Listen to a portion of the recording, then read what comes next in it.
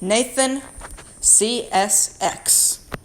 Your regular channel that's based off NASCAR with 450 subscribers. I'm at DibenedettoCusterFan and CusterFan. Seems like your everyday NASCAR fan, right? Instead, we get somebody who's toxic and out to hurt the people who think differently than him. Hello everybody, my name is Zach100, and I have a little story for you.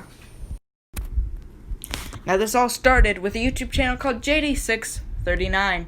He's one of my good friends that I've met on YouTube, and the first YouTuber I've ever met to hit 1,000 subscribers. At the time, he used to do videos on racing games and NASCAR. He used to react to NASCAR races live.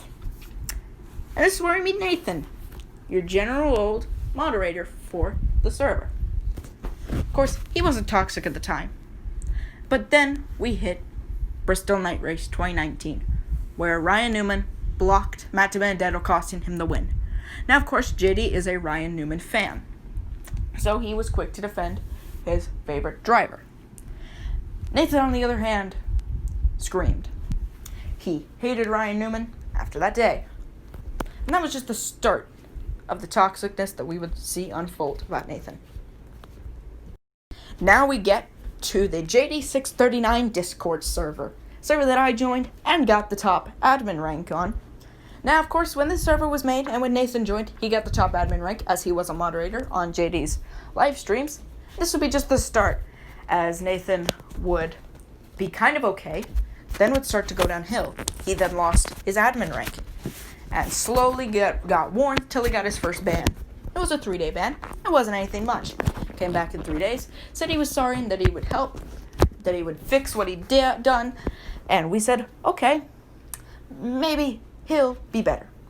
He then proceeded to get warned and then got a 7-day ban. Came back from that, said the exact same I'm sorry, and said that he'd fix it, and we're thinking, okay, maybe now he'll do it. Warned, month, does the same thing, warned, 3 months. Then he comes back and gives us an essay, basically, about how sorry he is.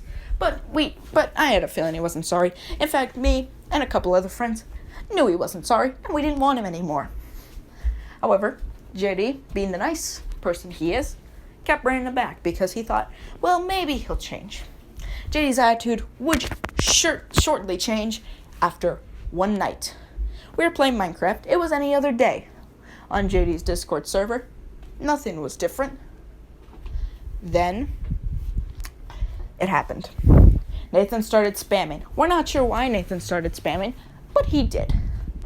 Therefore, he was confronted and he was warned accordingly. He had 2 warns now. He was 1 warn away from his permanent ban from the server. It got JD really ticked off, however, along with those of us who were just trying to have fun playing Minecraft. Then JD said, you know what? I don't need him. I don't need to follow the warn rules. JD perm bans him from the server. He decides that he's done. Now, of course, we haven't talked about how this has affected me yet, as I seem like I am handling it fine. However, deep down I was not, as I ended up having to seek therapy over his actions. The constant swearing at me and middle fingers for getting warned or muted when he totally deserved it, it gets taxing after a while. And you might call me a baby for the way that I acted. However, it genuinely did hurt, and almost led to me killing myself, which hurts to say, but genuinely, it almost did lead that way. As one night, in my Discord diecast series for 2012 diecasts, this was Nathan's last chance. He blew it. It was the last chance. I only brought him in there to wreck him a lot. And then he blew it again. After I finally confronted him, told him all that I'd been feeling, all of the therapy that I had to go through, all of the crying at night that I went through because of his actions, he proceeded to not care at all. No way, no how. He didn't care till I had a knife in my neck.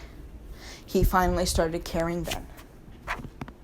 And I thought maybe he'd realize what he'd done, but no, he went right back to NASCAR.